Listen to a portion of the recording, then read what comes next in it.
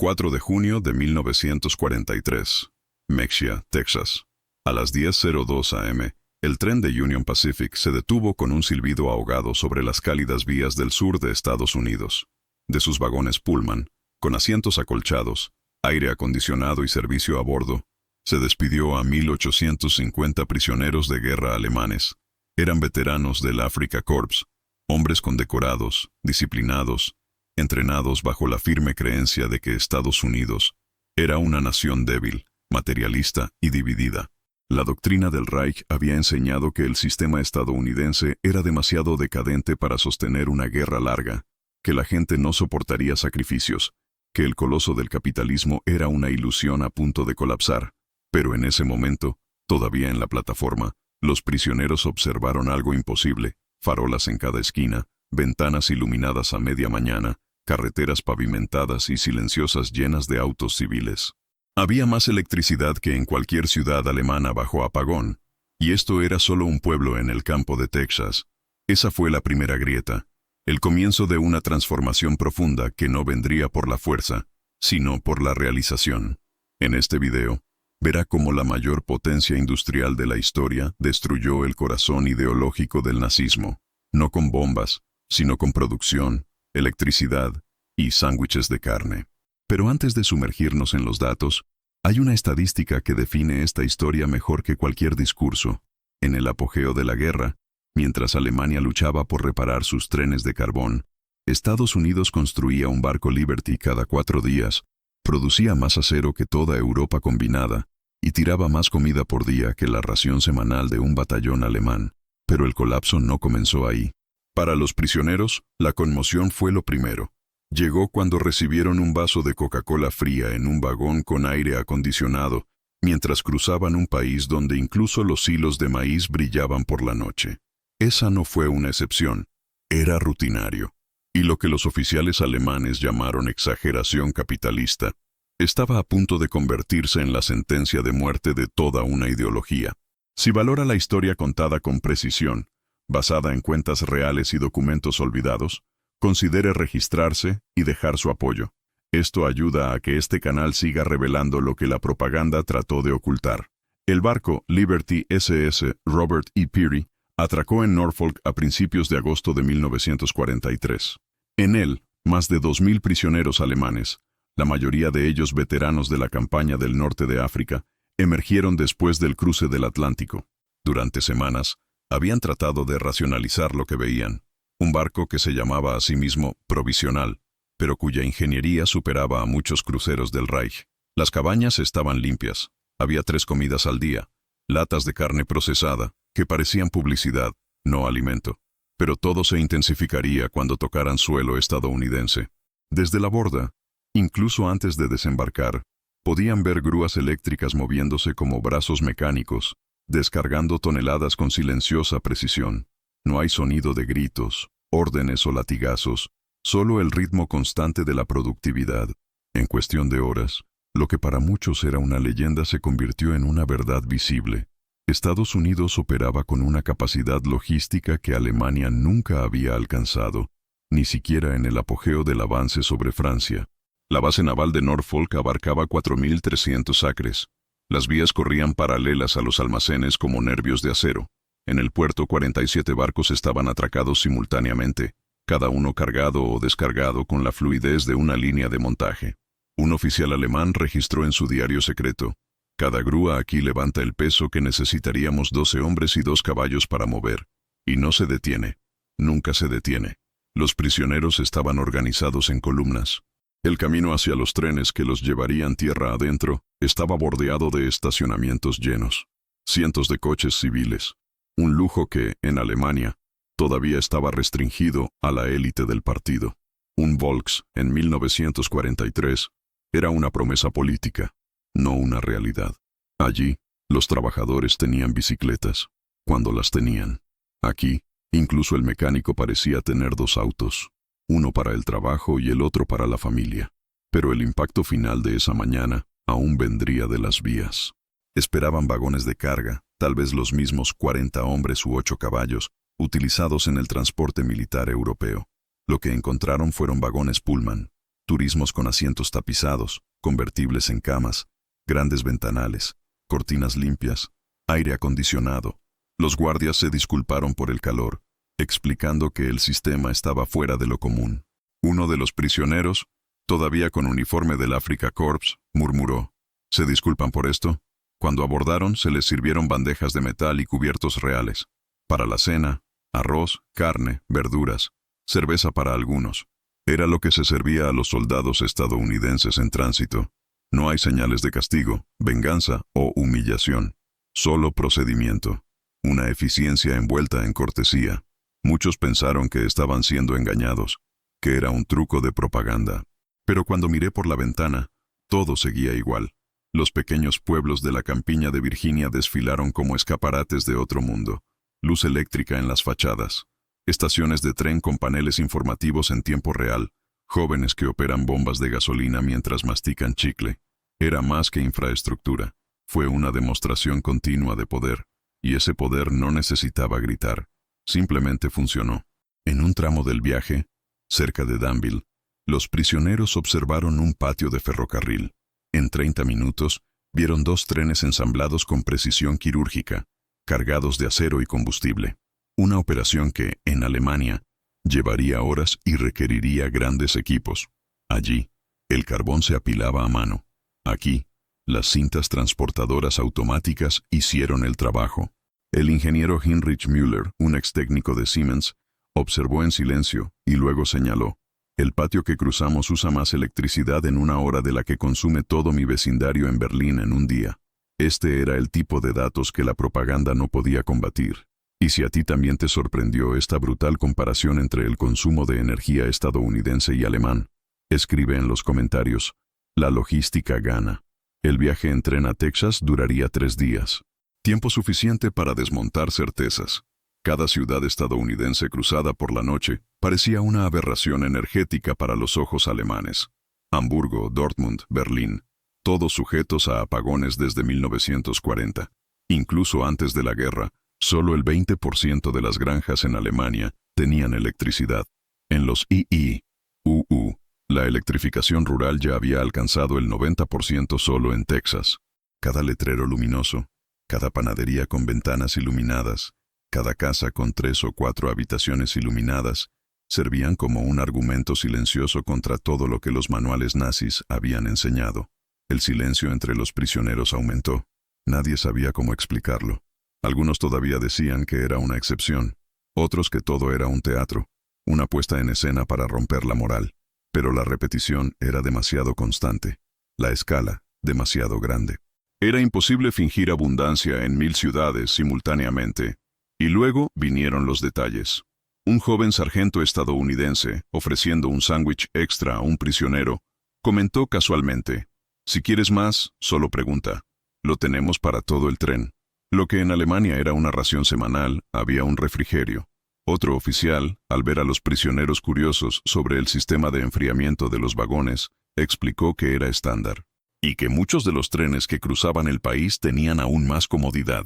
Un teniente del ejército alemán escribió: nos criaron para creer que Estados Unidos se desmoronaría por su propio peso, pero si esto es un colapso, entonces nuestra victoria ya fue solo una ilusión.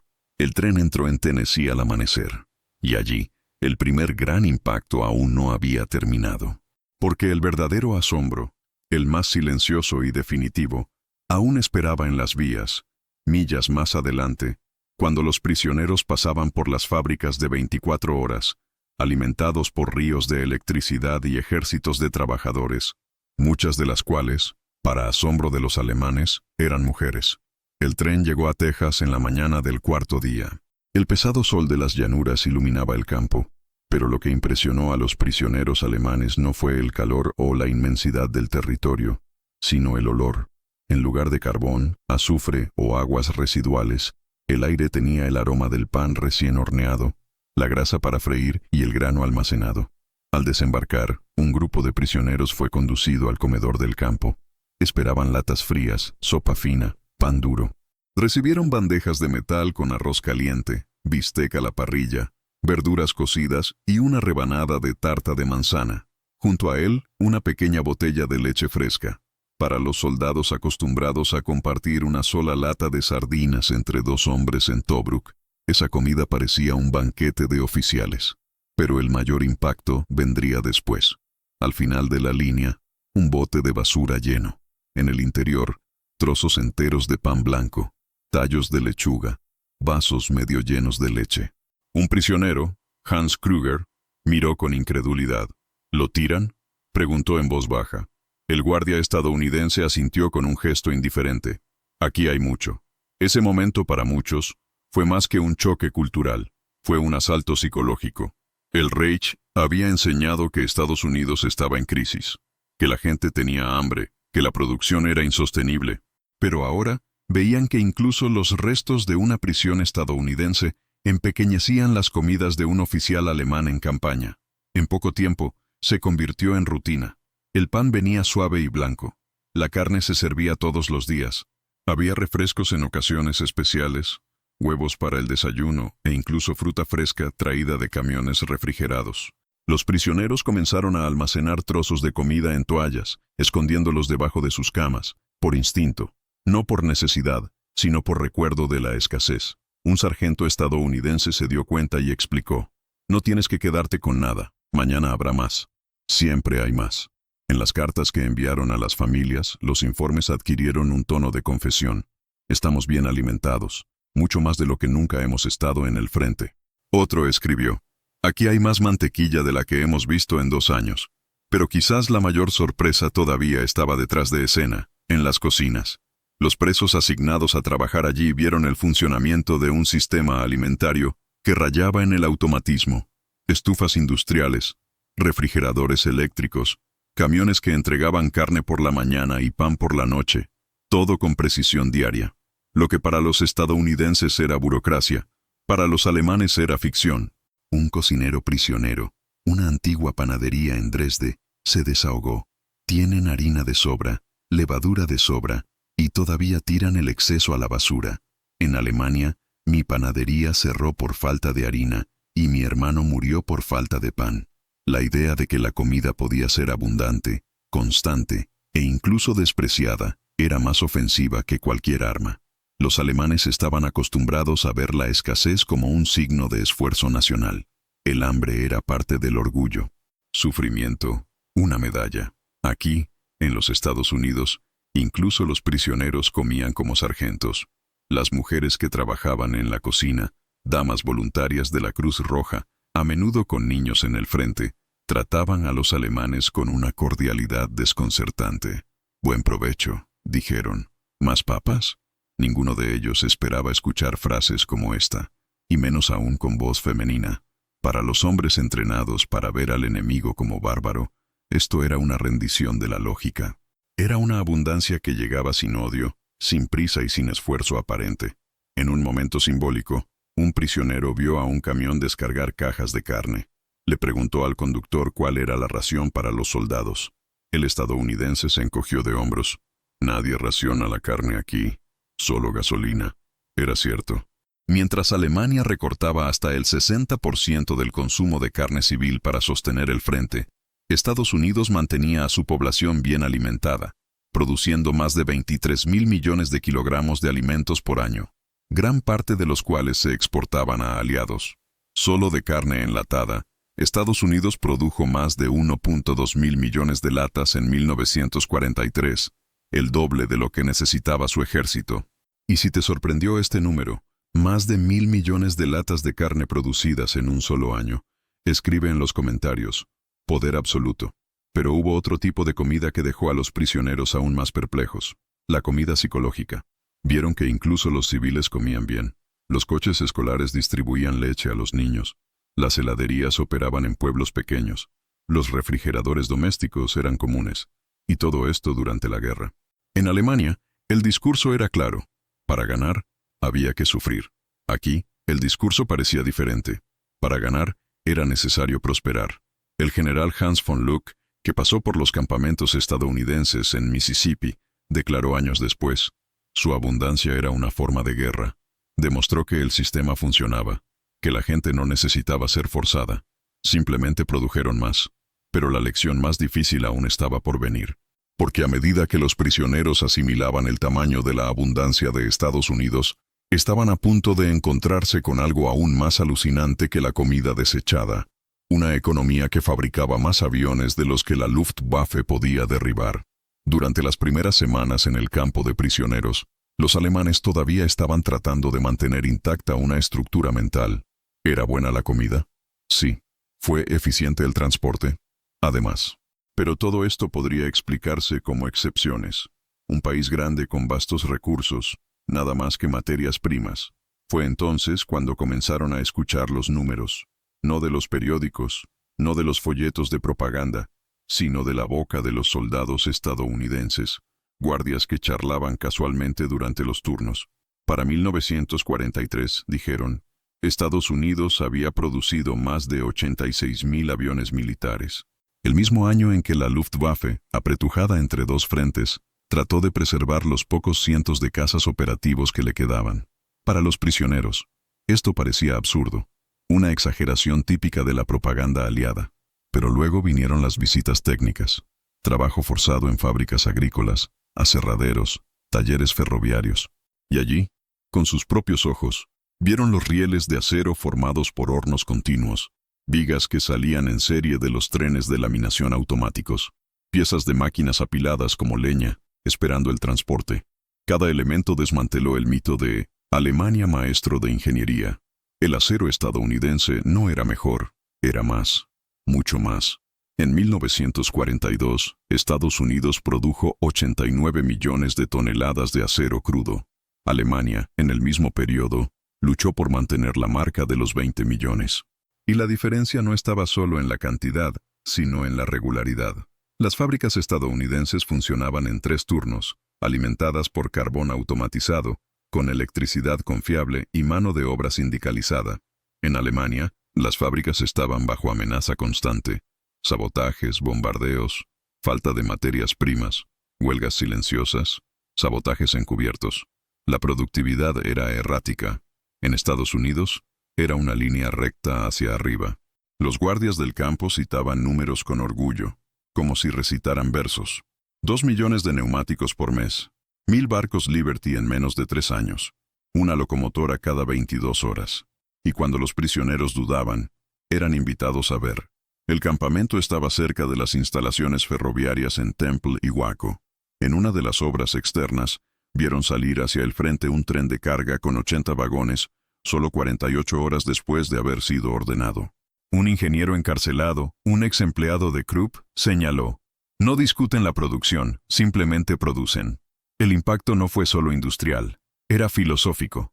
La doctrina alemana había enseñado que el poder provenía del orden, la disciplina, la pureza racial y el mando absoluto. Pero aquí había civiles de todas las etnias, mujeres, ancianos e incluso negros, que operaban máquinas que producían más que la élite técnica del Reich. Lo que una vez fue una desorganización democrática, ahora se reveló como un ecosistema de libertad productiva. En sus cuadernos, los prisioneros comenzaron a registrar estas observaciones como si trataran de procesar una realidad que contradice a toda la formación militar. Uno de ellos escribió: no es propaganda. Realmente lo hacen. Construyen un barco antes de que terminemos un informe. No se detienen para las reuniones. Otro señaló: si la guerra se decidió por el acero, ya hemos perdido.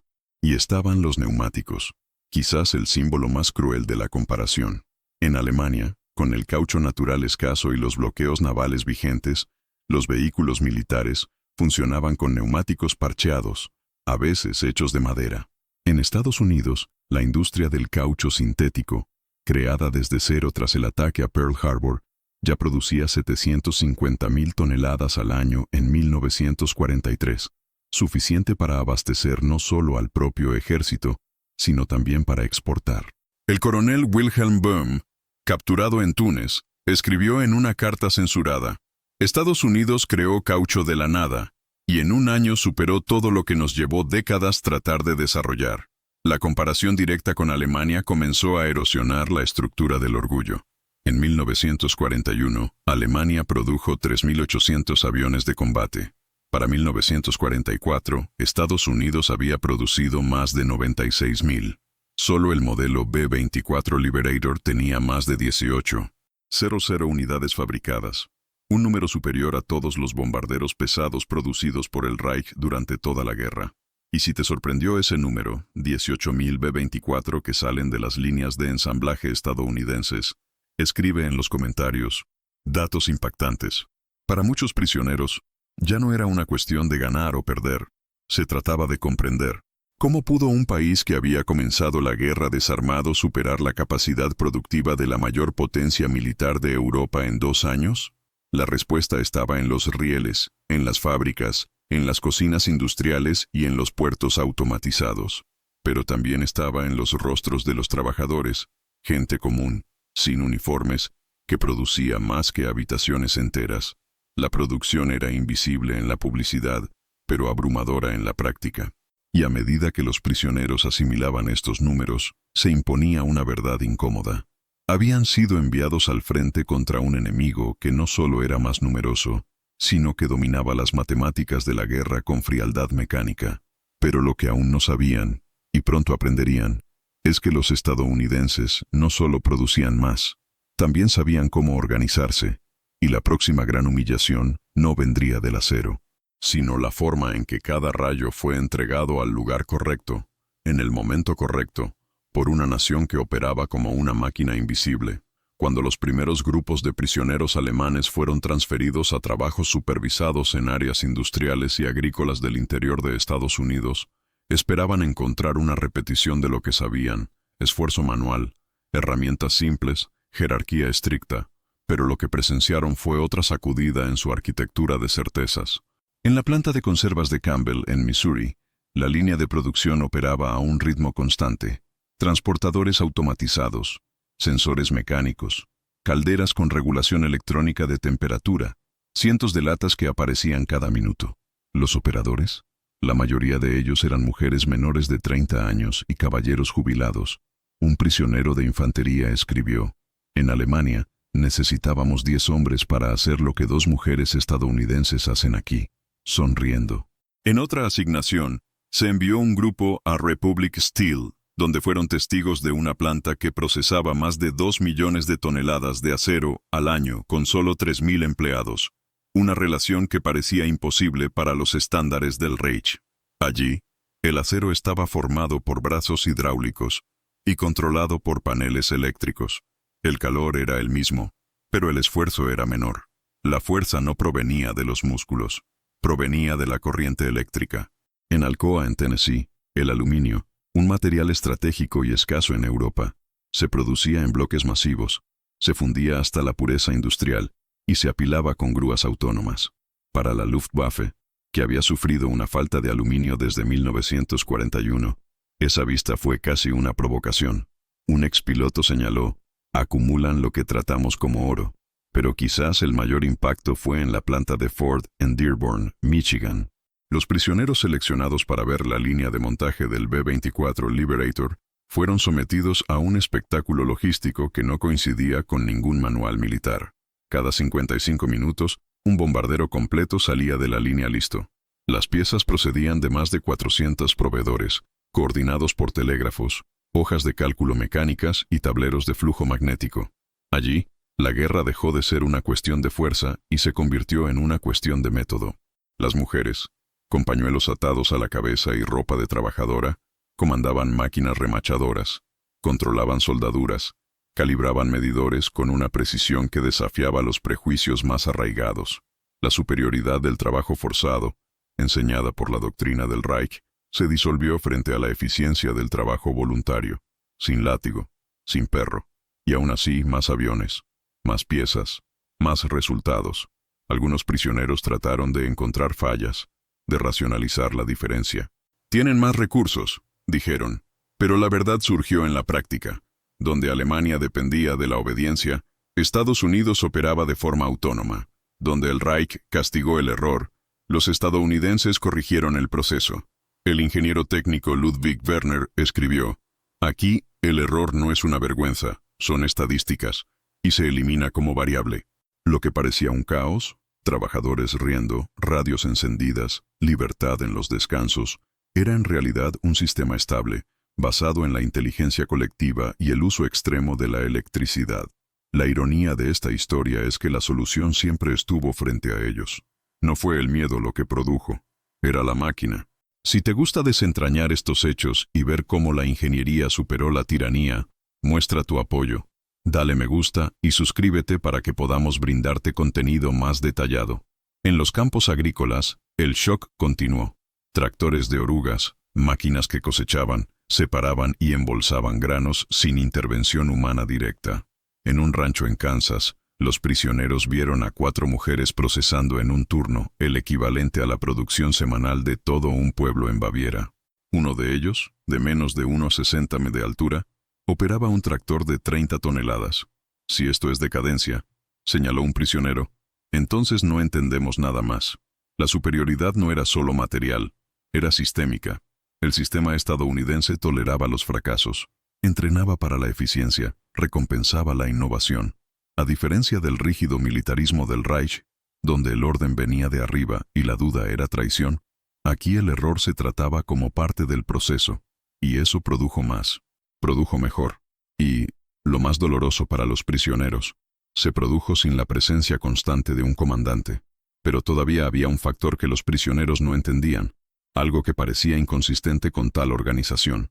¿Cómo podían operar tan libremente y aún así mantener la disciplina? Como un país sin un partido único, sin un juramento obligatorio, sin una policía secreta, ¿funcionó mejor? Esa fue la pregunta que comenzó a rondar los diarios. Y la respuesta comenzaría a surgir en algo aún más desconcertante que las fábricas y los campos: las escuelas. Aulas dentro de los campos, con libros, ideas y maestros estadounidenses enseñando democracia a hombres entrenados en totalitarismo. El cambio más profundo entre los presos no comenzó con el acero o con los aviones, comenzó con las radios. Pequeños electrodomésticos y válvulas de madera, instalados en casas modestas a lo largo de las carreteras, en pueblos desconocidos de la campiña americana. Durante el trabajo supervisado fuera del campo, los prisioneros notaron un patrón ineludible. Cada casa, sin importar cuán pequeña fuera, tenía una antena. En muchos casos, el sonido de las radios llenaba el aire mientras los residentes realizaban tareas ordinarias. Madres cocinando, niños jugando, agricultores revisando los pronósticos del tiempo. Para los soldados que habían crecido bajo la censura, donde las radios eran herramientas del Estado y solo sintonizaban las voces autorizadas del Reich, eso parecía imposible. A un guardia le preguntaron, ¿todos tienen radio? El estadounidense respondió con una sonrisa, por supuesto, no es lujo, es normal. La incredulidad era automática. Pero pronto llegaría la evidencia visual.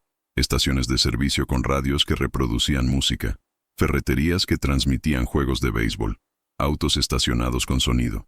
Y los autos fueron otro capítulo.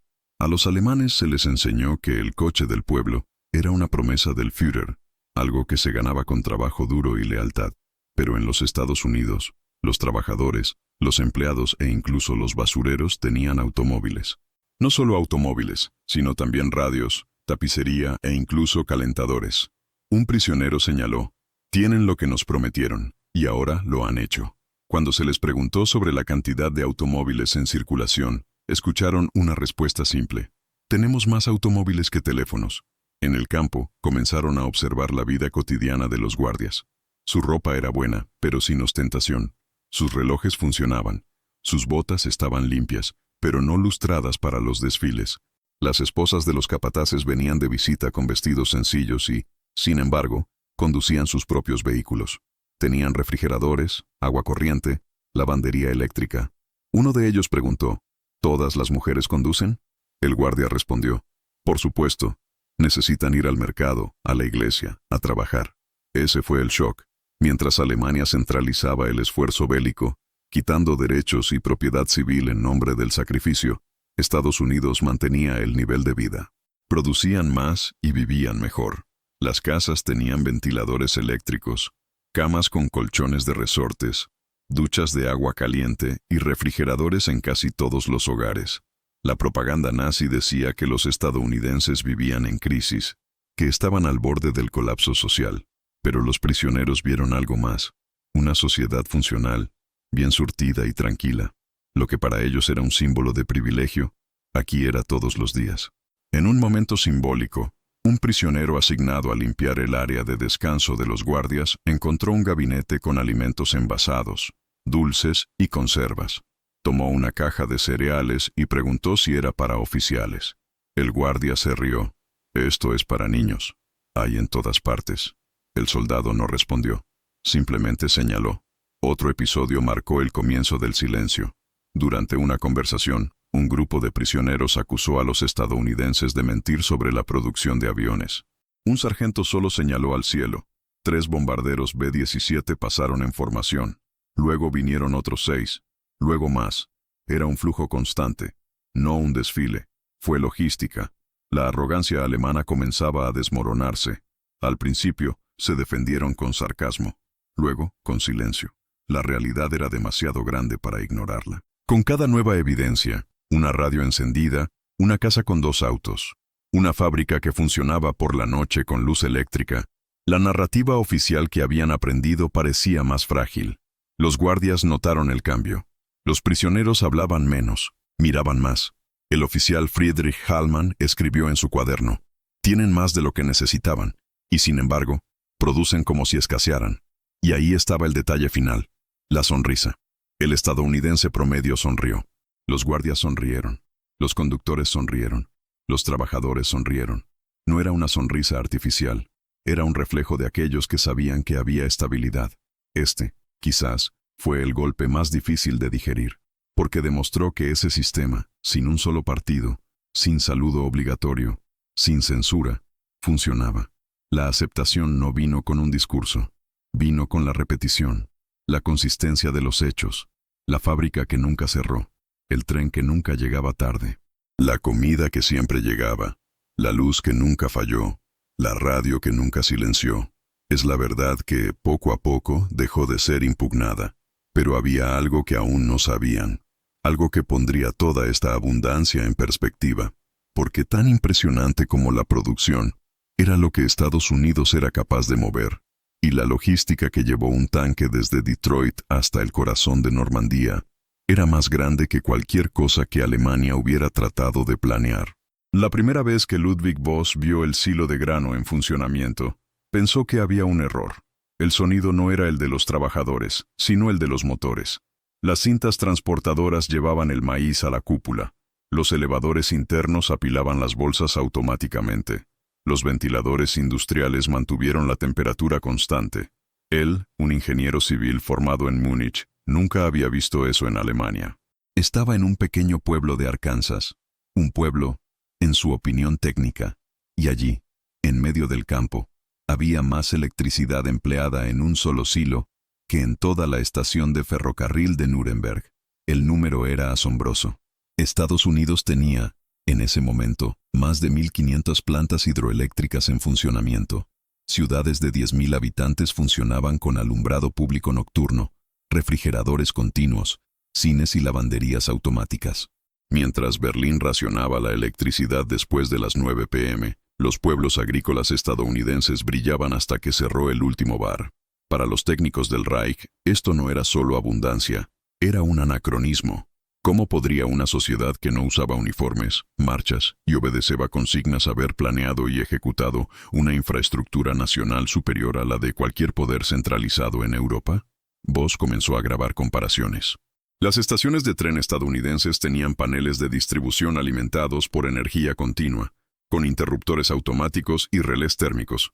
En Alemania, gran parte del sistema todavía dependía de operadores humanos. Las bombas de agua en los campos de Texas, alimentadas por electricidad, funcionaban sin un vigilante. En Prusia Oriental, los campesinos todavía usaban manivelas. Los números eran imposibles de ocultar. En 1943, Estados Unidos consumía más de 425.000 millones de kilovatios hora. Alemania, poco más de 80. E incluso este número fue inflado por el consumo militar. En la práctica, una ciudad industrial estadounidense de tamaño mediano usó más energía en un mes que Frankfurt en 2. Pero lo que sorprendió a los prisioneros no fue solo la escala, sino la distribución. La energía no se concentró en Berlín y Múnich. Estaba en Shreveport, Abilene, Springfield. Las ciudades de las que los prisioneros nunca habían oído hablar tenían alumbrado público, semáforos eléctricos, bombas de gasolina automatizadas, cada casa con estufa eléctrica, cada escuela con calefacción central. Friedrich Gerlach, un ex empleado de Siemens, describió su primera visita a un almacén agrícola con elevadores automáticos. La máquina funciona sola. Simplemente presionan botones. No hay necesidad de disciplina. La electricidad es la disciplina. En Alemania, este tipo de control se realizaba manualmente. Requería operadores capacitados, horas de ajuste. Allí, fue presionar y girar. Trabajado.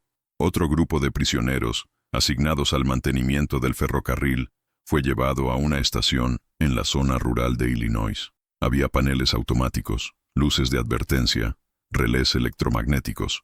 Cuando se le preguntó cuántos operadores lo mantenían en funcionamiento, el técnico respondió, 3 por turno, y 2 están leyendo el periódico. La eficiencia era tal que el exceso de trabajo se invirtió. Había más tiempo libre que tareas. Era lo opuesto al modelo nazi. En el Reich, los hombres eran el engranaje. Aquí, la electricidad era el poder. Solo los hombres supervisaban. Y una vez más, lo que los alemanes habían aprendido a temer, el caos estadounidense, resultó ser un sistema invisible, automatizado y robusto.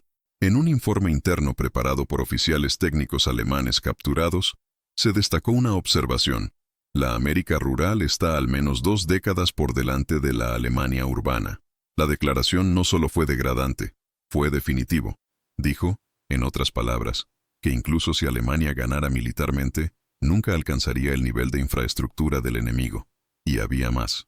Las ciudades estadounidenses no solo tenían poder, sino que lo mantenían incluso en tormentas, incluso con un uso militar intensivo. El sistema estaba descentralizado, con múltiples fuentes, múltiples líneas. No hubo un solo punto de falla. Berlín se extinguió con un misil.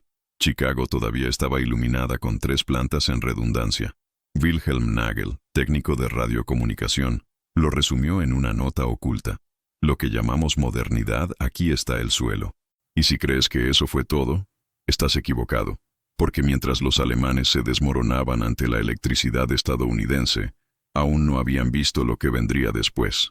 La organización que hizo que todo esto funcionara silenciosamente, no con oficiales gritando, sino con sistemas de distribución, centros de suministro, flotas que se movían como enjambres, porque la siguiente revelación no fue sobre el poder, se trataba de alcance.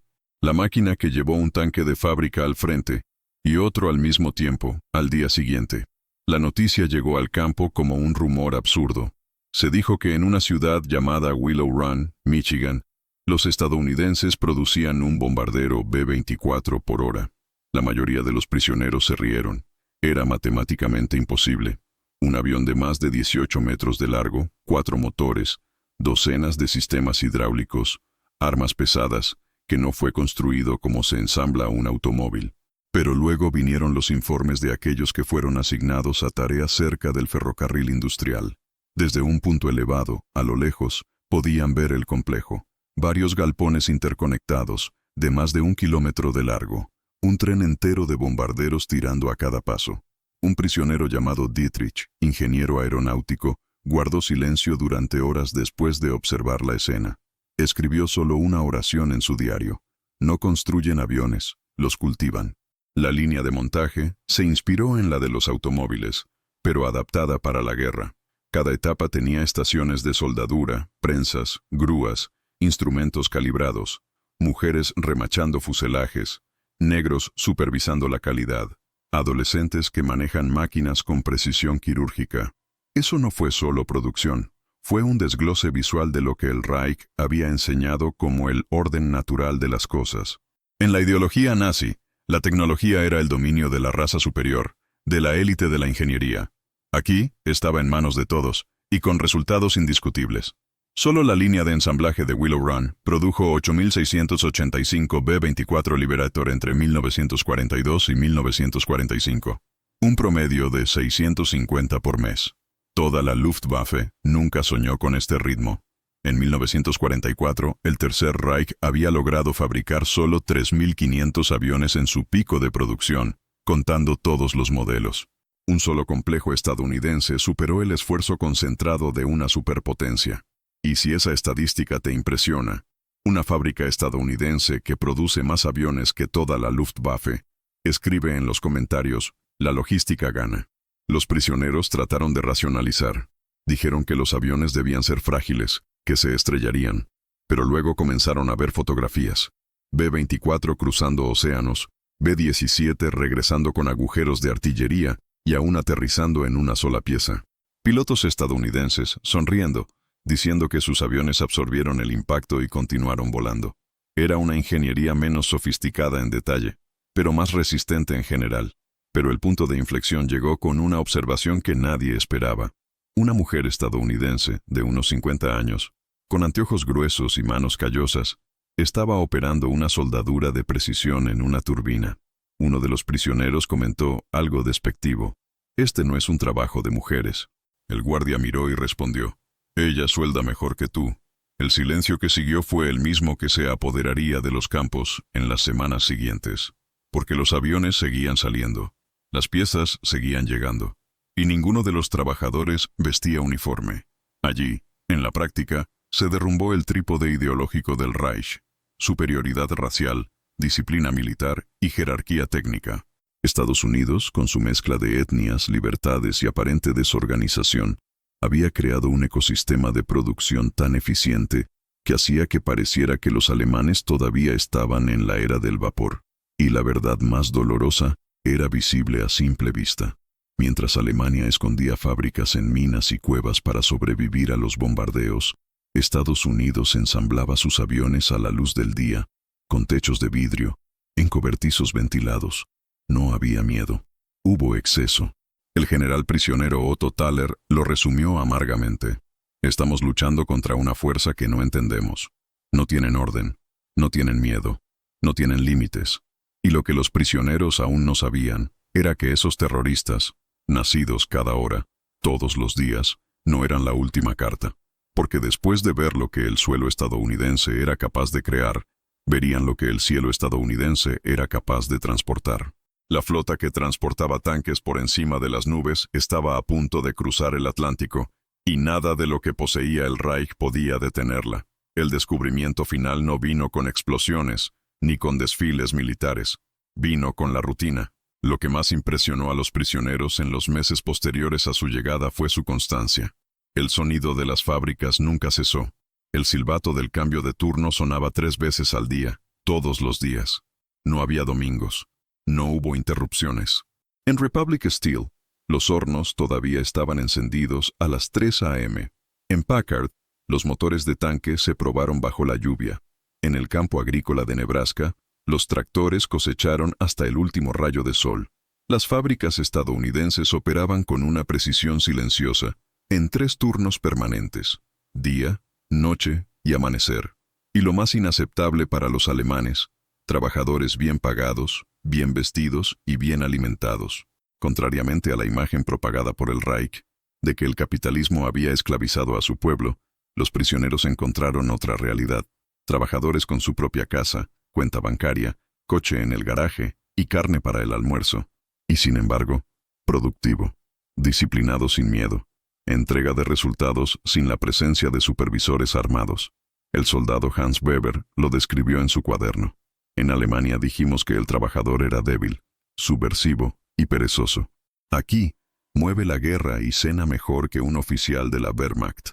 Vieron el círculo completo: la fábrica que no se detuvo, el camión que se iba, el tren que llegó, entrega realizada, y el regreso a casa.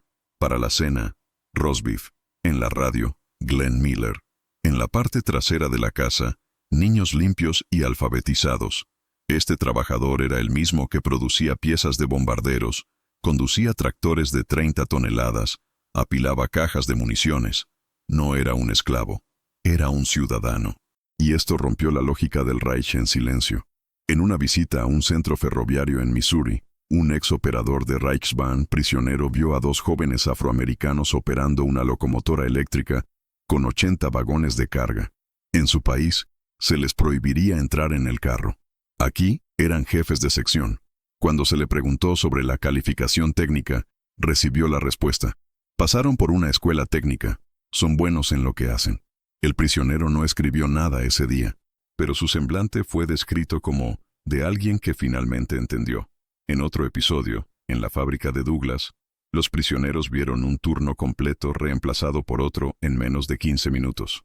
No hay marcha, sin gritos, solo cambiando insignias, saludos y continuidad.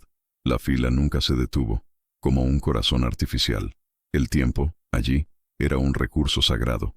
Ninguna máquina podía estar inactiva, y todas las piezas siempre estaban en su lugar. Las estadísticas confirmaron lo que vieron los ojos.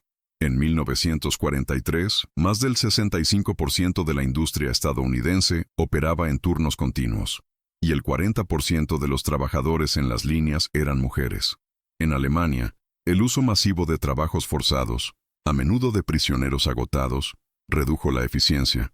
Los trabajadores hambrientos no producen bien, y estaban los salarios. El trabajador promedio en una industria estadounidense ganaba lo suficiente para pagar una casa, comida, automóvil e incluso enviar a sus hijos a la escuela. Un trabajador alemán, incluso uno calificado, apenas podía mantenerse al día con lo básico y vivía bajo vigilancia constante. La libertad, allí, no era un ideal. Era un engranaje. El Reich creía que la eficiencia provenía de la fuerza. Los estadounidenses demostraron que ella provenía de la organización. La diferencia estaba en la base. Mientras que Alemania veía al pueblo como una masa de maniobra, Estados Unidos veía al pueblo como una fuerza productiva, y eso marcó la diferencia.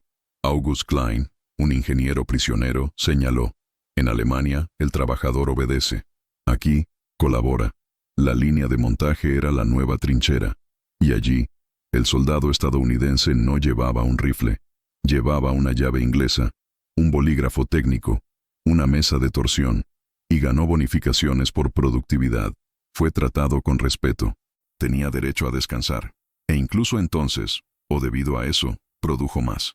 La pregunta comenzó a circular entre los propios prisioneros. ¿Cómo vencer a un enemigo que produce más, vive mejor y aún sonríe al final del turno?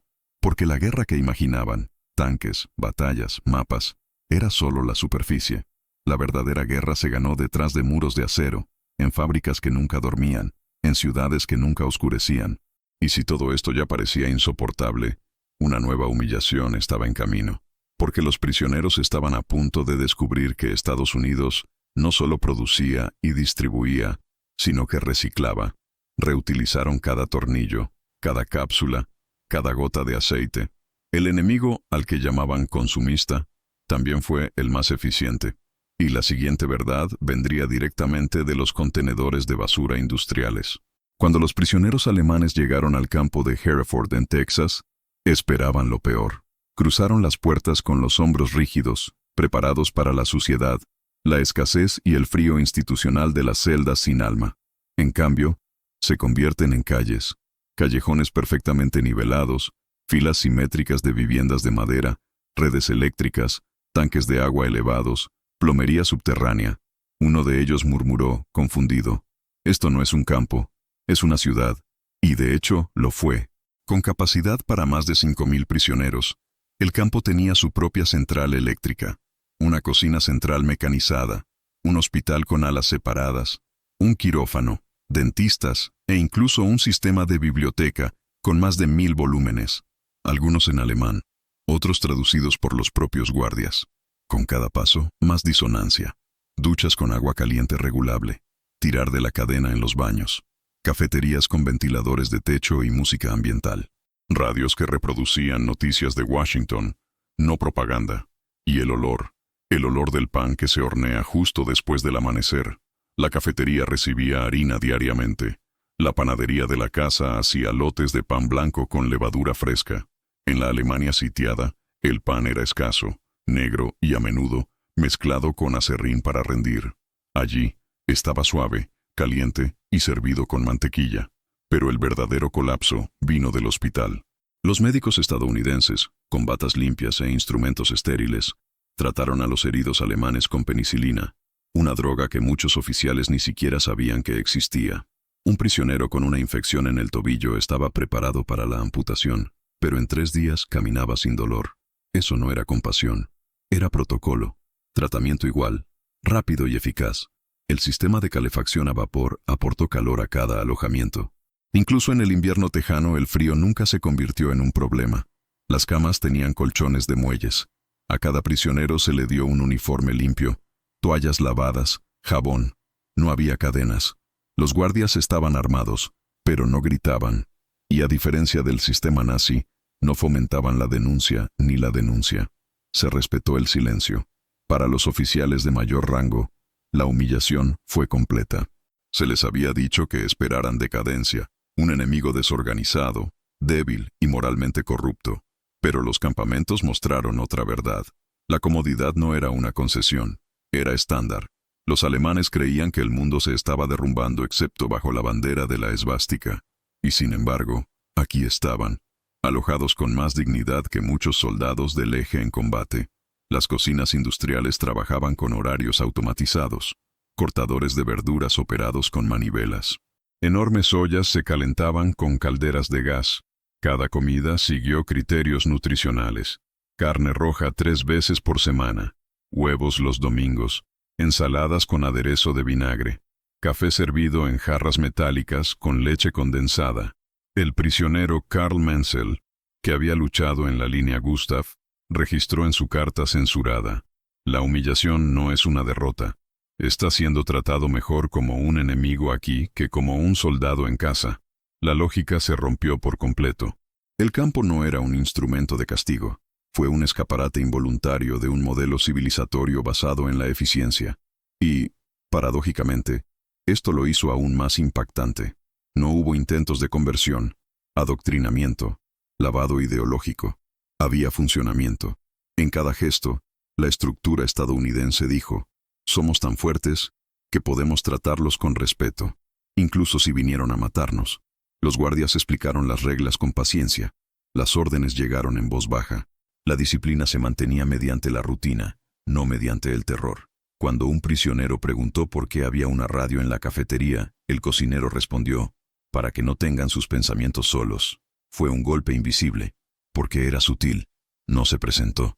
Ninguna demostración de poder, solo corriendo.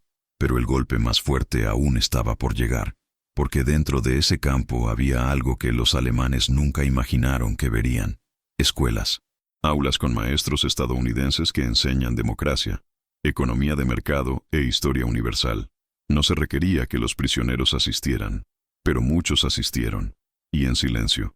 El campo que parecía una ciudad también era una escuela, y la lección más importante aún no se había dado, porque lo que estaban a punto de descubrir era que mientras el Reich construía muros ideológicos, Estados Unidos construía cerebros, y los cerebros, a diferencia de las paredes, no caen con bombas. Friedrich Bauer llegó al hospital del campo de prisioneros con la autoridad de alguien que ya había operado en los frentes más violentos de Europa. Un cirujano experimentado de la Wehrmacht, acostumbrado a la improvisación, al alcohol crudo como antiséptico y a los paños hervidos como vendaje, esperaba encontrar algo entre lo primitivo y lo simbólico: una habitación blanca, un estetoscopio colgante y nada más.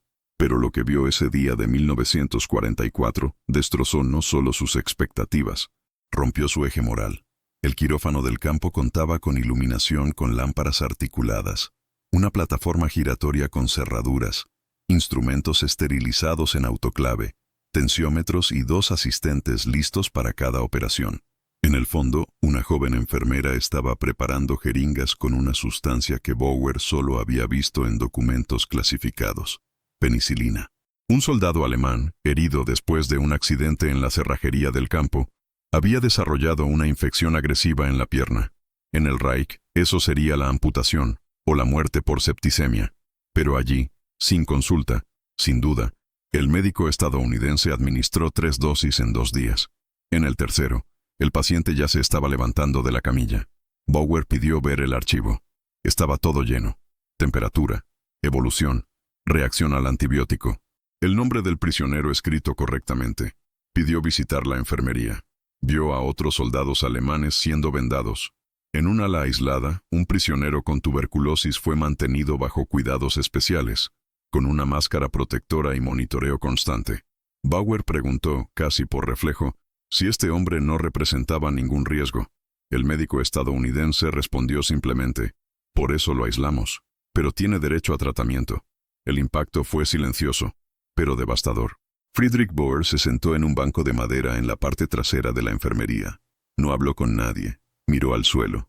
Minutos después, se le vio con los ojos llorosos. No fue solo una sorpresa. Fue un colapso. La medicina que había aprendido se había convertido en una herramienta de selección. En el Reich, la vida se medía en términos de sangre, utilidad, pureza. Aquí, el enemigo herido fue tratado con los mejores recursos disponibles, sin interés, sin retorno, sin propaganda. El antibiótico más valioso de la época se administró sin dudarlo. En Alemania, la penicilina todavía escaseaba, reservada para oficiales de élite o experimentos controlados.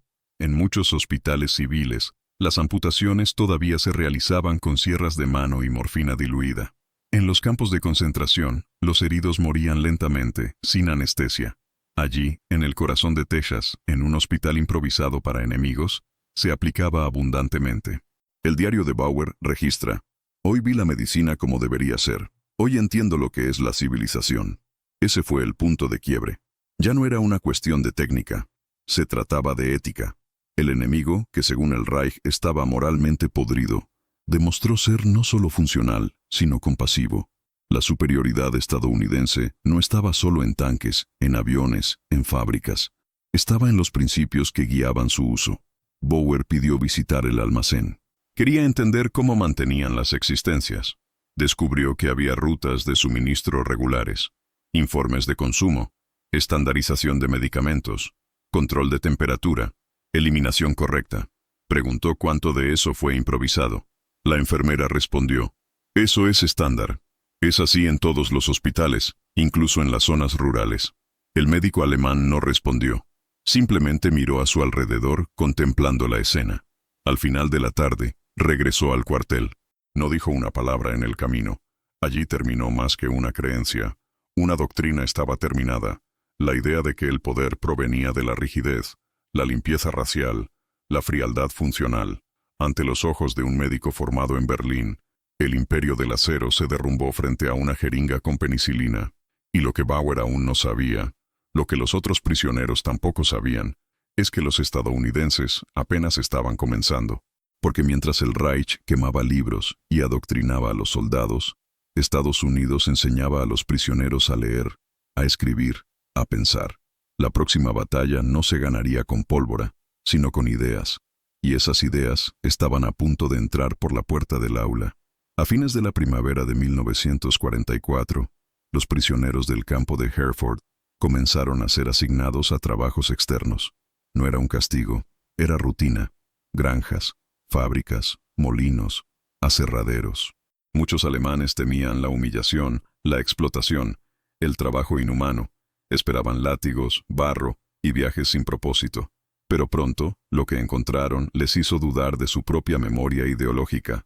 Las granjas no eran campos de sudor y sumisión, eran centros de precisión agrícola, donde el cultivo se trataba con la misma lógica que una línea de montaje. Enormes tractores reemplazaron el esfuerzo de 100 hombres. Los rociadores automáticos cubrieron acres en minutos. Los hilos con sensores de humedad garantizaban que el grano se almacenara en el punto ideal. Todo estaba sistematizado, desde la siembra hasta la cosecha, desde el transporte hasta el enlatado. Un prisionero llamado Ernst, un exoficial de la administración nazi, fue colocado para ayudar a clasificar verduras en una plantación de remolacha azucarera. Permaneció en silencio durante horas, observando a las damas de cabello blanco operar cintas de correr de manera eficiente, riendo entre ellas, ajustando los controles eléctricos con familiaridad. Más tarde le dijo a un colega: «Estas mujeres producen más en un turno que toda nuestra unidad en 2 días». No fue una exageración, era observación. En otra granja, un grupo de prisioneros observó con asombro cómo una mujer operaba sola una cosechadora McCormick, que recolectaba, cortaba y embolsaba granos con precisión milimétrica.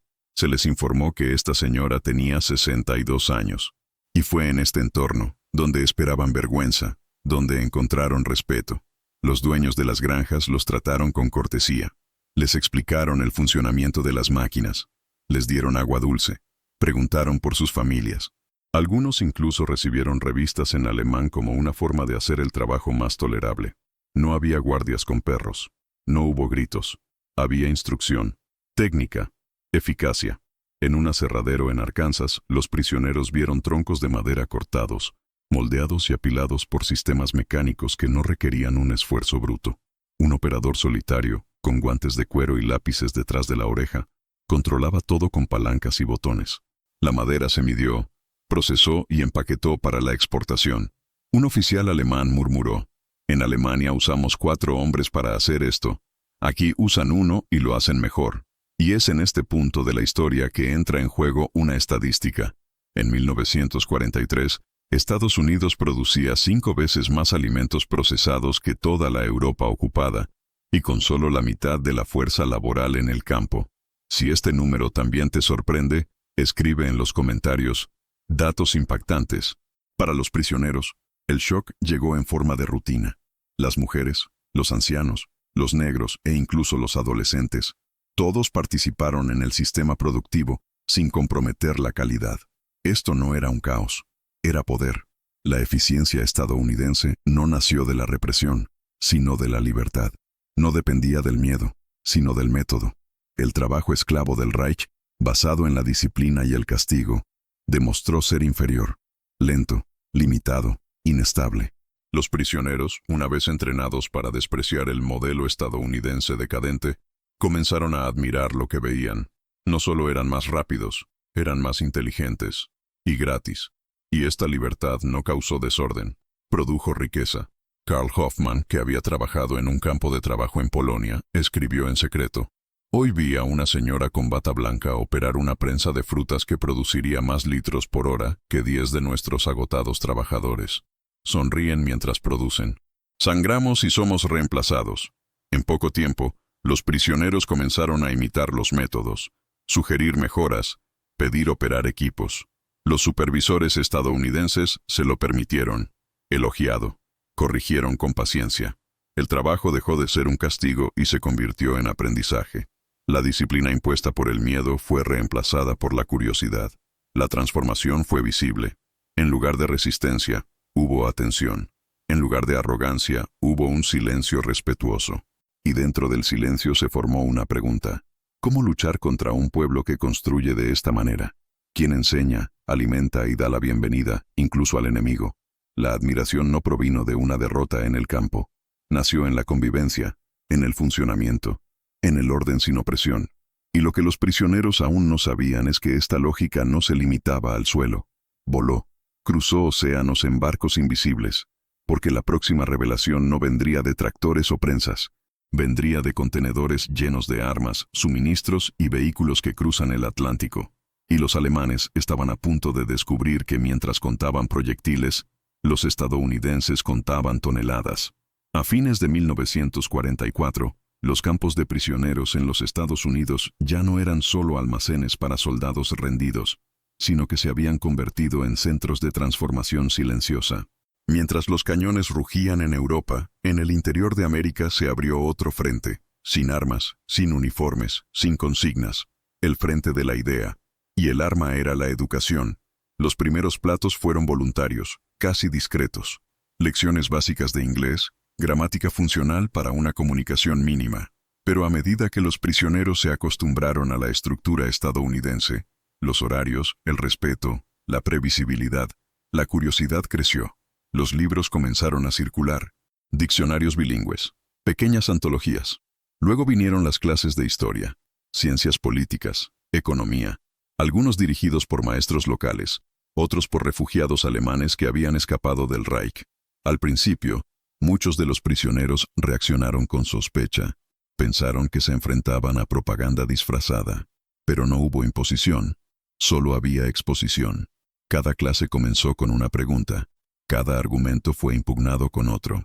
No se prohibió decir nada, y eso en sí mismo fue un shock. En Alemania, estar en desacuerdo significaba riesgo. Allí era método. La libertad de expresión no es solo un derecho, es una herramienta pedagógica. Y esto desarmó, porque era imposible combatirlo sin recurrir al silencio. En una de las clases un preso preguntó: «Si tienes tanta libertad, ¿cómo mantienes el orden?». El profesor sin dudarlo respondió: Precisamente por eso, las bibliotecas de los campos crecieron. Recibieron obras de Tocqueville, Jefferson, Adam Smith. También recibieron a Shakespeare, Goethe, Voltaire. No hubo censura. Incluso Mein Kampf estaba disponible, no como doctrina, sino como documento histórico. Se colocó junto a los análisis críticos. La idea no era destruir el pensamiento nazi por la fuerza, sino disolverlo por comparación. Las cartas de los presos revelan el efecto. Un exoficial de la Luftwaffe escribió: «Estoy leyendo sobre la Constitución estadounidense. Tienen un sistema en el que se puede criticar al presidente y sigue siendo presidente». Otro, que había sido adoctrinado desde las juventudes hitlerianas, informó: «La mayor diferencia entre nosotros y ellos es que confían en sus propios ciudadanos». Los observamos. Las clases fueron acompañadas de debates, traducciones de periódicos estadounidenses e incluso dramatizaciones. En uno de los campos, los prisioneros montaron una obra sobre la Revolución Americana, por elección. No hubo aplausos obligatorios, no hubo juramentos, y poco a poco, la doctrina comenzó a desgastarse. El dogma nacional-socialista dependía del aislamiento. En ausencia de contraste, era absoluto. Pero frente a la lógica estadounidense, que el gobierno es un instrumento, no una deidad, el totalitarismo parecía infantil, incluso ridículo. La noción de que el Führer era infalible sonaba arcaica frente a un sistema en el que los líderes eran reemplazados sin revolución. Y este cambio no solo fue notado por los prisioneros. Los funcionarios estadounidenses informaron de un fenómeno inesperado. Los debates en los campos se hicieron más frecuentes. Algunos soldados comenzaron a cuestionar no solo al régimen, sino también sus propias acciones en su nombre. Un ex suboficial de las Waffen-SS escribió: «Nunca pensé que escucharía a alguien criticar a Hitler en voz alta, y no sería arrestado por ello». Un sargento estadounidense, a cargo del ala educativa, comentó en su informe: «No enseñamos democracia, solo te mostramos cómo funciona, y eso ha sido más efectivo que cualquier panfleto». El Reich había apostado por el adoctrinamiento. Los estadounidenses apuestan por la comparación, y ganaron, sin levantar la voz, sin torturar, simplemente permitiendo que las ideas fluyan, como el agua que se filtra en una base agrietada. Es necesario entender, el campo de prisioneros no se convirtió en una escuela por benevolencia, fue estrategia. Una estrategia que entendió que la guerra no era solo territorial, sino simbólica, y al mostrar que la libertad producía más orden que miedo, Estados Unidos destruyó el núcleo del pensamiento nazi. Al final de la guerra, más del 20% de los prisioneros alemanes repatriados dijeron que habían cambiado su visión del régimen. Algunos se convirtieron en maestros, otros, escritores. Muchos fundaron organizaciones para la democracia en la Alemania de la posguerra, no porque fueran derrotados, sino porque entendieron por qué lo fueron. Y lo que pocos sabían, lo que los propios estadounidenses tardaron mucho en darse cuenta, es que este proceso no fue una excepción. Había sido planeado, orquestado, probado, porque mientras un Reich construía el adoctrinamiento con acero y miedo, Estados Unidos usaba papel y argumentos. Y el siguiente capítulo de esta guerra de ideas vendría de un lugar aún más improbable. Los campos comenzarían a recibir periódicos internos, escritos, editados y revisados por los propios prisioneros. Y el titular inaugural no celebraba el Reich, celebraba un nuevo tipo de libertad. En la gélida mañana del 24 de diciembre de 1943, un camión militar atravesó las puertas del campo de prisioneros de Concordia, Kansas. En él, cajas de madera marcadas con el sello de la Cruz Roja y direcciones civiles escritas a mano. Los guardias se reunieron en el patio central. Los prisioneros observaban desde lejos, sospechosos. Cuando las cajas comenzaron a abrirse, el silencio fue reemplazado por el desconcierto. Libros encuadernados, bufandas hechas a mano, dulces, jabones, galletas navideñas envueltas en papel pergamino. En cada artículo, una tarjeta. Mensajes cortos, escritos por niños, damas de la iglesia, agricultores locales. Feliz Navidad, soldado alemán. Esperamos que regrese en paz. Que Dios los bendiga, incluso en tiempos difíciles. No lo odiamos. Oramos por ti. Eran palabras alemanas, escritas con letra cuidadosa, algunas incorrectas pero comprensibles. Muchos prisioneros no reaccionaron, otros sonrieron de manera contenida. Pero cuando las notas comenzaron a circular, cuando las voces de los niños estadounidenses comenzaron a leerse en voz alta, Algo se rompió. Un hombre con el rostro endurecido por años de combate se arrodilló en el suelo y lloró en silencio. Otro, decorado en el frente oriental, agarraba un dibujo infantil de un árbol de Navidad con la frase: «El mundo es lo suficientemente grande para todos». El campo se ha transformado. Por primera vez, no por máquinas, estadísticas o logística, pero para la humanidad. En los días siguientes, los guardias comenzaron a reportar un comportamiento más tranquilo, miradas más largas, conversaciones más lentas. Un prisionero dijo: «Es fácil odiar a los soldados. Es difícil odiar a los que envían regalos a sus enemigos». Muchos de estos paquetes provenían de iglesias luteranas, metodistas y bautistas. Organizaciones civiles que veían en los prisioneros no enemigos del pueblo estadounidense, sino hijos de otro pueblo, perdidos por ideologías distorsionadas. No se trataba de política, era teología práctica, hacer a los demás lo que les gustaría recibir. Y esto, más que cualquier discurso, colapsó la propaganda. Porque el Reich había enseñado que los estadounidenses eran bestias materialistas, que solo pensaba en el beneficio, el placer, la dominación. Pero aquí estaban, pobres, religiosos, simples, tendiendo la mano al enemigo rendido, sin cámaras, sin requisitos.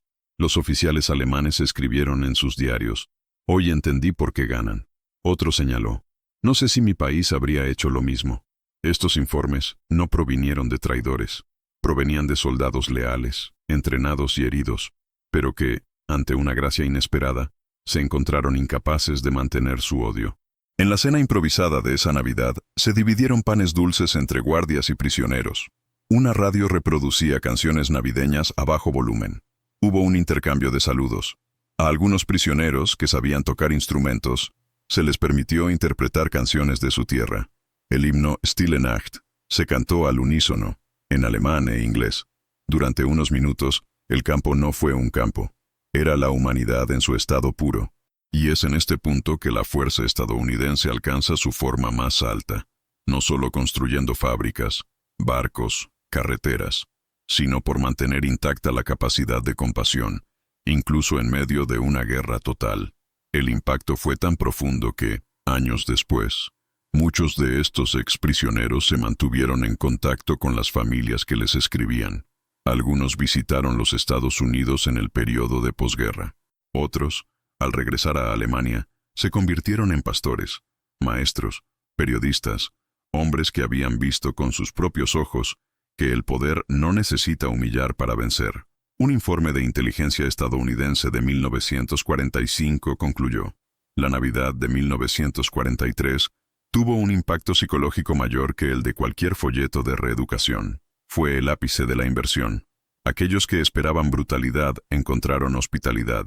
Aquellos que esperaban venganza recibieron deseos de paz. Y lo que quedó, después de eso, no fue más propaganda. Era reverencia. Pero la historia aún no había terminado, porque pronto los prisioneros descubrirían algo aún más desconcertante. Los soldados estadounidenses, con toda su fuerza, abundancia y libertad, querían volver a casa. No buscaron la gloria eterna. Querían vivir, criar hijos, trabajo. Mientras el Reich alimentaba la muerte, Estados Unidos celebraba la vida. Y esa fue la lección final, el más difícil de enfrentar. A principios de 1945, los números dejaron de ser una abstracción para los prisioneros de guerra alemanes.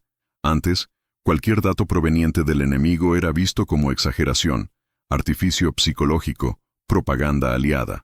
Pero ahora, después de meses de estar integrados en la vida cotidiana estadounidense, no solo escucharon los números, sino que vivieron dentro de ellos. Uno de los primeros choques fue con los registros de la Marina de los Estados Unidos. Más de 6,000 buques de guerra y apoyo logístico en operación simultánea. Esta no era una cifra lejana, era una realidad que llegaba todos los días a través de los puertos que veían los prisioneros. Cada convoy que desaparecía en el horizonte formaba parte de una máquina naval incomparable, abasteciendo frentes que ni siquiera los alemanes podían mapear completamente. Pero la mayor sorpresa vendría con los datos de aviación. En 1944, Estados Unidos había producido 96,000 aviones. En el total de la guerra, más de 300,000. Para los oficiales del Reich, acostumbrados a las líneas artesanales y los procesos centralizados, era inconcebible. Pero allí, al otro lado del cable, los prisioneros veían piezas que llegaban en tren, se descargaban en campos abiertos, se apilaban con grúas y se ensamblaban a un ritmo industrial. Un ex mecánico de la Luftwaffe, mientras observaba una fábrica en Dallas, murmuró: «En Alemania necesitamos un mes para hacer lo que hacen en 3 días». Este tipo de revelación se estaba acumulando. Ya no era una cuestión de creer o dudar. Era cuestión de admitir lo que los ojos ya no podían negar. Cuando un campamento recibía una entrega de uniformes nuevos, todos cosidos por fábricas civiles, la etiqueta decía: Chicago, Illinois. Cientos de piezas, estandarizadas, limpias, entregadas con precisión. Un prisionero comentó: «El ejército estadounidense se abastece como una tienda departamental». Y de hecho lo fue. La estructura de suministro estadounidense siguió los estándares comerciales. Desde la logística de las municiones hasta el reemplazo de las botas, todo obedeció a flujos que ignoraron el caos de la guerra. La producción fue continua. Mantenimiento, anticipado. Más importante aún, el sistema funcionó incluso bajo ataque, incluso con hombres en el frente, y fábricas operando las 24 horas del día. Las estadísticas, antes puestas en duda, comenzaron a surgir espontáneamente en las conversaciones entre los presos. ¿Sabías que producen más neumáticos por mes que nosotros en todo un año?, preguntó uno. «Tienen más acero por cuarto que Alemania en toda la campaña de Rusia», respondió otro. La propaganda estadounidense ya no necesitaba ser convencida. Los propios enemigos la propagaron. Y quizás el hecho más emblemático fue este. En 1944, Estados Unidos producía un barco Liberty cada 4 días. No era una metáfora. No fue un error de cálculo. Era una línea de ensamblaje naval que funcionaba como una cinta transportadora automotriz. Soldadores, ingenieros, trabajadores civiles, muchos de ellos sin entrenamiento militar, mantuvieron el ritmo de la guerra como si estuvieran operando una empresa de entrega. Si también encontró increíble esta capacidad de producción, muestre su apoyo. Me gusta el video y suscríbete al canal. Nos ayuda a continuar desentrañando la ingeniería detrás de la historia. Los prisioneros, una vez arrogantes, ahora eran eruditos. Miraron catálogos, preguntaron sobre motores, escribieron números.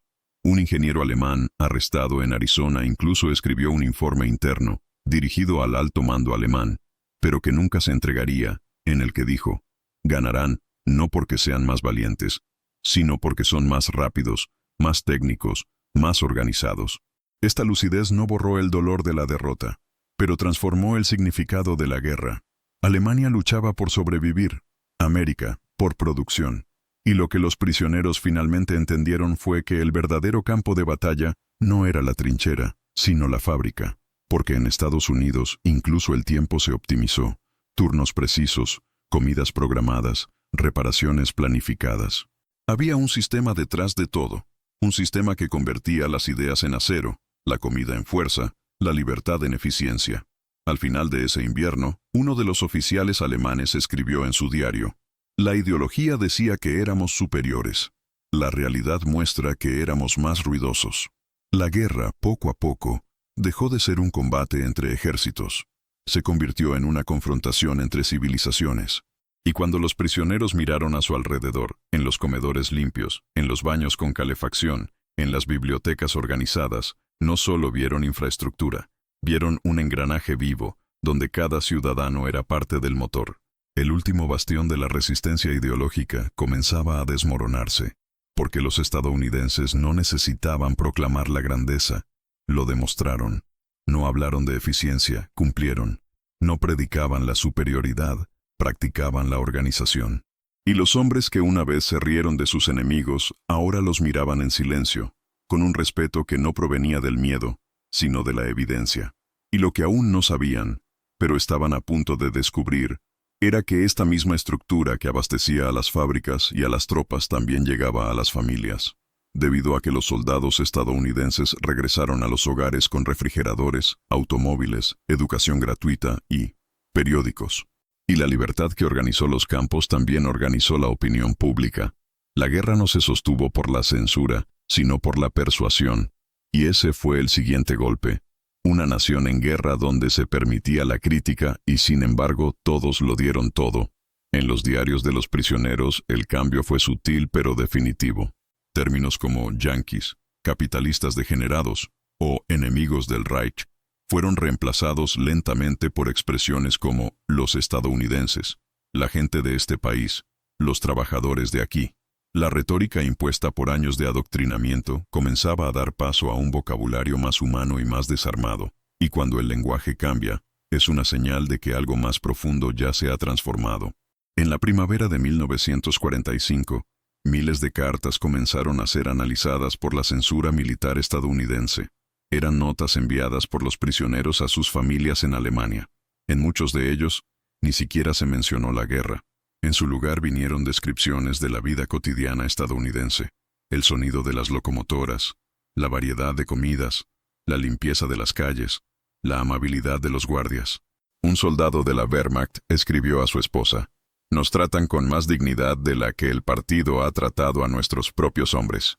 Otro informó: «Nunca imaginé que el enemigo estaría más organizado que nuestro orden». Este reconocimiento ya no fue una excepción, era estándar. Los informes del ejército de EEU indicaron que en algunos campos, más del 30% de los prisioneros declararon informalmente que si se les diera la opción, preferirían permanecer en Estados Unidos después de que terminara el conflicto. Muchos justificaron: «Aquí la vida funciona. Las cosas llegan. Las palabras tienen valor». Un ex oficial de la Luftwaffe le confió a un intérprete: «Tienes algo que nunca hemos tenido. Confianza horizontal. La gente coopera no por miedo, sino por cultura». Ya no se trataba solo de producción o tecnología. Fue en el tejido invisible que sostuvo todo esto. Un modelo social basado en la libertad con responsabilidad, la eficiencia sin brutalidad, la autoridad sin adoración. Durante una inspección técnica en el campo de Hearne, Texas, un agrónomo alemán fue llevado a una granja mecanizada para ayudar con las reparaciones del equipo. Allí, encontró a 2 adolescentes operando una cosechadora y a una señora supervisando los datos de rendimiento por acre con un cuaderno. El prisionero, que había trabajado bajo las órdenes de la SS Wirtschaftsamt, dijo en voz baja: «En Alemania, este tipo de trabajo solo lo hacían los esclavos. Aquí es operado por niños». La frase fue grabada por un guardia y enviada como observación en un informe.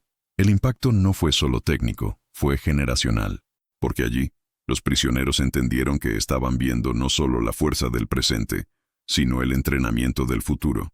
Mientras el Reich agotaba su juventud, Estados Unidos estaba formando a la siguiente generación con herramientas, lectura y libertad de elección.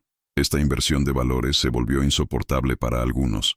Hubo quienes se negaron a aceptarlo, que decían que todo era una puesta en escena, una estrategia de dominación, una fachada.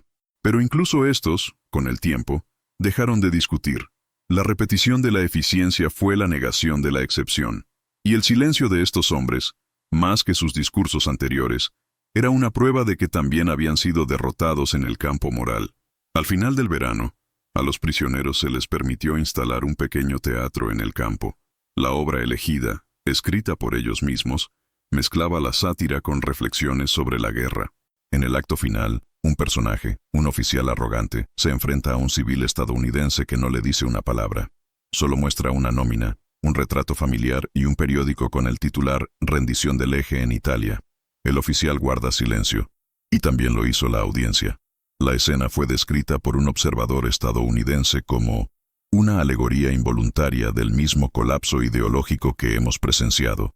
En sus últimas semanas en suelo estadounidense, muchos de estos prisioneros ya no querían escapar, querían entender. Tenían preguntas sobre política, economía, religión. Cuestionaron la ausencia de culto al presidente, la libertad de prensa, la diversidad étnica en las ciudades. Y cuanto más preguntaban, más se daban cuenta de que lo que habían luchado no era un enemigo, sino un modelo alternativo del mundo. Uno de los relatos más simbólicos proviene de un exoficial de las SS, identificado como Hans K. Escribió en una carta que nunca fue enviada: «No me derrotaron con tanques, sino con librerías abiertas.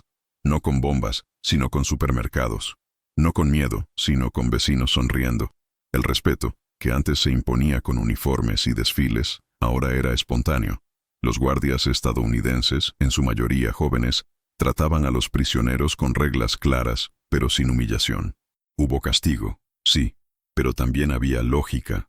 proceso, justicia, algo que muchos de los capturados nunca habían experimentado, ni siquiera en sus propios ejércitos. Y así, el enemigo se convirtió en un espejo, un reflejo incómodo de lo que Alemania podría haber sido si hubiera elegido otro camino.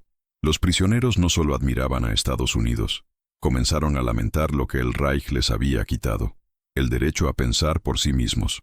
La guerra aún no había terminado, pero dentro de los cables, algo ya estaba atrasado, y lo que vendría después, para muchos de estos hombres, sería aún más difícil de enfrentar, un regreso a su tierra natal, donde nada de esto existía, y donde, por primera vez, se preguntarían si habían luchado por la causa correcta.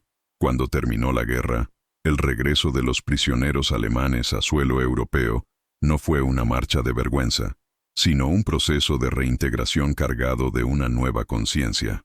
Regresaron a una Alemania en ruinas, devastada física, moral e institucionalmente, ciudades arrasadas, industrias colapsadas, gente hambrienta y estructuras de poder fragmentadas. Pero entre estos hombres había algo que no podía ser bombardeado, un nuevo modelo mental. Lo que habían visto, aprendido y experimentado en los campamentos estadounidenses ya no podía ser desaprendido. Y fue allí, en medio de los escombros, donde comenzó a germinar la mayor transformación en la historia alemana de la posguerra. En los informes aliados sobre la repatriación aparecen los primeros signos.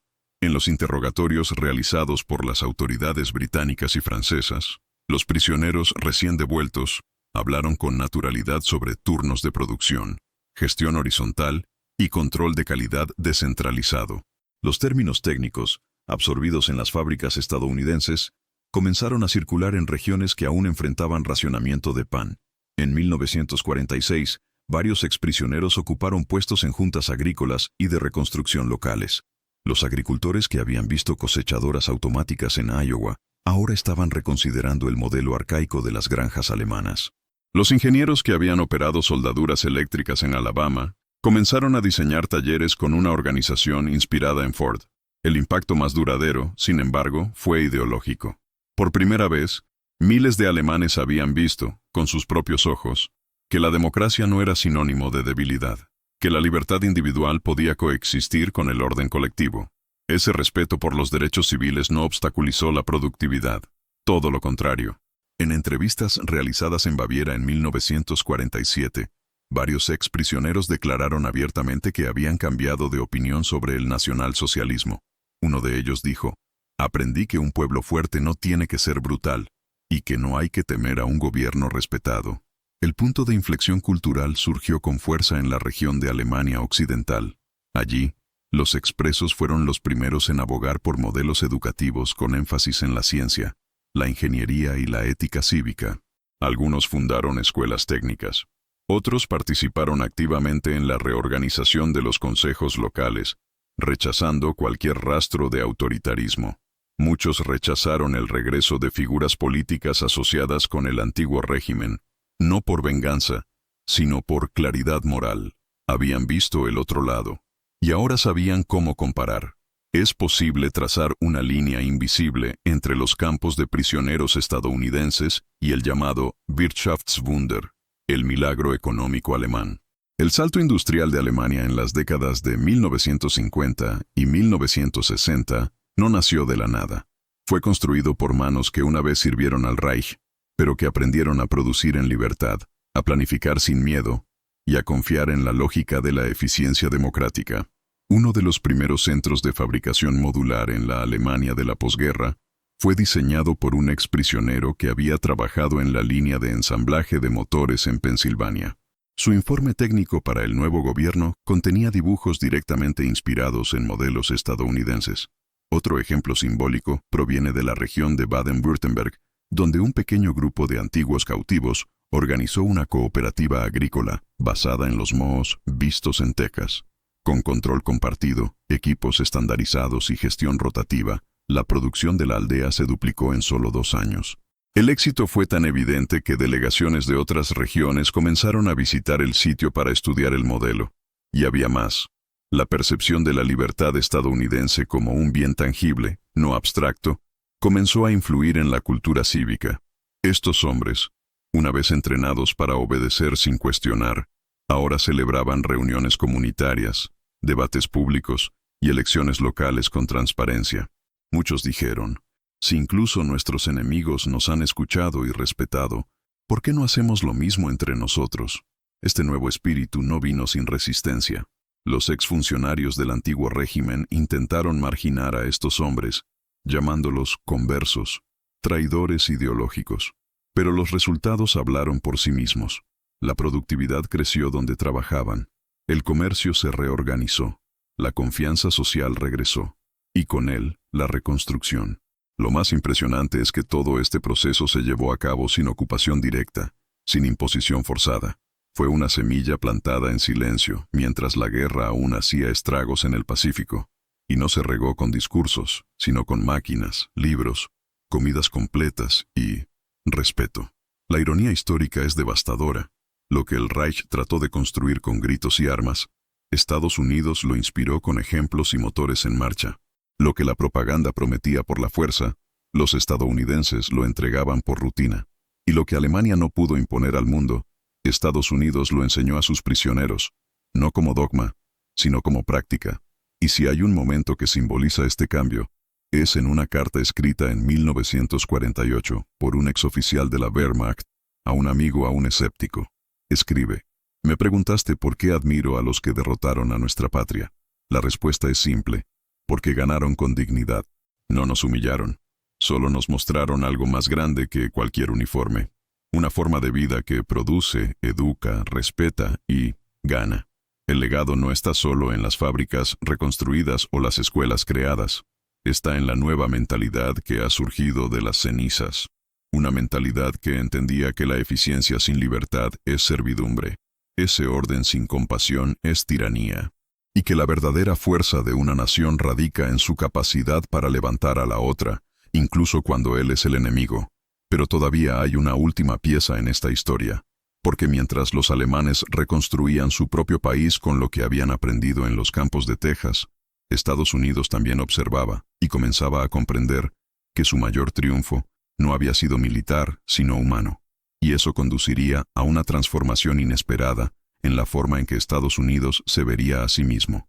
Cuando los historiadores del futuro miran hacia atrás en la Segunda Guerra Mundial, pueden encontrar que el arma más poderosa de Estados Unidos nunca se lanzó sobre una ciudad.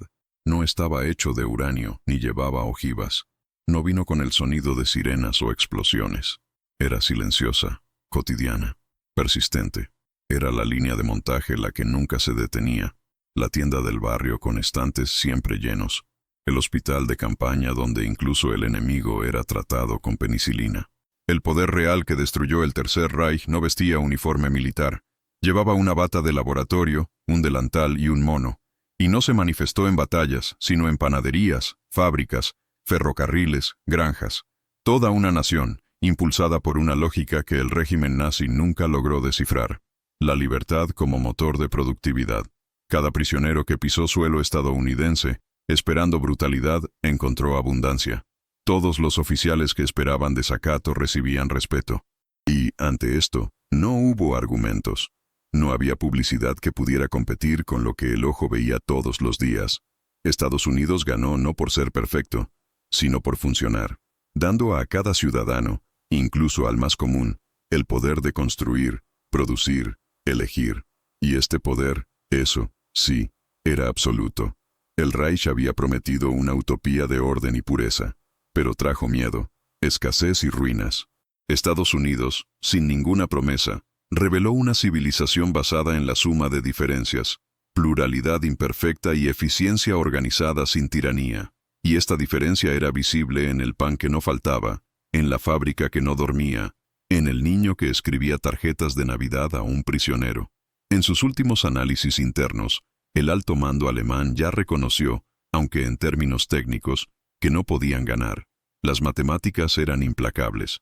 Mientras Alemania producía 25,000 aviones al año, Estados Unidos superaba los 90,000. Mientras los nazis construían tanques de manera artesanal, Estados Unidos los presionó para que se escalaran. En 1944, Estados Unidos producía el 60% de todo el armamento aliado. Pero lo que realmente socavó la estructura del enemigo fue el subtexto. Esta producción provino de una población que no estaba obligada, sino motivada. Y quizás el mayor impacto no fue industrial o logístico, era filosófico. La comprensión de que la fuerza estadounidense no necesitaba gritos, símbolos o saludos. No era necesario imponerlo. Surgió, era natural, era sistémico, fue democrático, y su mayor victoria fue invisible: invadir la mente del enemigo con una duda que ya no podía ser silenciada. El doctor Friedrich Bauer, que anteriormente había servido en los campos quirúrgicos de la Wehrmacht, escribió años después: no fueron las bombas las que nos derrotaron, era el silencio de los estantes llenos, era la ausencia de miedo, fue el hecho de que no nos odiaban.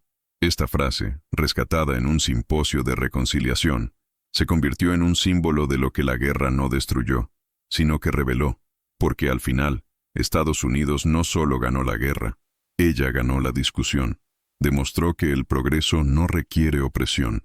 Esa disciplina no necesita violencia. Esa prosperidad no es el monopolio de una raza, sino el fruto de una idea: que las personas que son libres, bien alimentadas, bien tratadas y bien informadas, producen más, piensan mejor y construyen lo que nadie puede bombardear: respeto. Y aunque los campos fueron desmantelados y los prisioneros regresaron, algo permaneció: una pregunta incómoda, grabada en cada mente que vio con sus propios ojos lo que podía crear una sociedad de máquinas y libertad. Si podían ganar sin odio, ¿por qué elegimos la tiranía? Pero esta no es la última lección, porque el impacto de esta verdad, aunque profundo, no murió con la guerra. Fermentó, y reaparecería, años más tarde, en la reconstrucción no solo de Alemania, sino de la propia América, que, al darse cuenta de su fuerza moral, también se vio obligada a enfrentar sus contradicciones internas. Y ahí es donde la historia cambia de dirección. Porque la pregunta ahora ya no es ¿cómo veían los prisioneros a Estados Unidos?, sino más bien, ¿qué veía Estados Unidos de sí mismo después de ser visto de esa manera? Esa será la última revelación, y quizás, el más transformador de todos. La guerra terminó mucho antes de la rendición. Terminó en las mentes de los hombres que, cuando llegaron a Texas, esperaban oscuridad y encontraron luz. Esas primeras noches, cuando las ventanas de las casas rurales brillaban en silencio, más que cualquier bombardeo, comenzaron a borrar la creencia de que Alemania tenía el control del destino. Fue allí, entre postes eléctricos que nunca se apagaron, cafeterías con comida caliente y fábricas que funcionaban las 24 horas del día sin látigos, donde cayó el mayor mito, el de la superioridad estructural del Reich. La máquina estadounidense no solo superó en números, superó en lógica, en diseño, en valores. Era una civilización que no necesitaba prometer grandeza, simplemente la cumplió, en forma de acero, de trigo, de libertad. Los campos de prisioneros no sirvieron como castigo, sino como espejos. Y antes que ellos, los hombres del Afrika Korps y la Wehrmacht vieron reflejada no a un enemigo degenerado, sino a una sociedad que funcionaba, incluso en la guerra, mejor de lo que el Reich jamás soñó con la paz. De este brutal viaje quedó una lección universal. En la guerra moderna no es el que grita más fuerte gana, sino el que se llena por más tiempo. La logística determina la estrategia. La productividad supera a la bravuconería. La libertad genera más energía que cualquier tiranía industrial. Los imperios construidos por la opresión caen por las matemáticas de la escasez. Y al final, la ecuación más devastadora fue una que nunca apareció en los mapas de batalla. Fábricas multiplicadas por turnos continuos, divididas por cero desperdicio, sumadas a un pueblo motivado, igual al colapso del enemigo. La victoria fue técnica, fue estructural, fue moral, y es por eso que duró más que cualquier uniforme. El general Alfred Jodl, jefe del alto mando operativo alemán, resumió el fracaso sin metáforas. Fuimos derrotados por camiones. Esta frase, dicha sin amargura, contiene toda la ironía de esta historia. Mientras el Reich invertía en misticismo y miedo, Estados Unidos invertía en engranajes y carreteras. Si cree que la historia debe contarse con datos, contexto y verdad, apoye esta misión. Me gusta. Suscríbete al canal y activa la campana. Esto permite que más personas entiendan cómo se ha formado realmente el mundo. Y comenta a continuación, ¿cuál fue el dato más impactante para ti en este video? ¿La producción de aviones? La comida desechada, los hospitales en los campamentos. Queremos saberlo. No te vayas todavía. Escucha la próxima historia real que aparecerá en la pantalla. Recuerde siempre, la logística determina la estrategia. Mira el siguiente video aquí en el canal con otra historia increíble.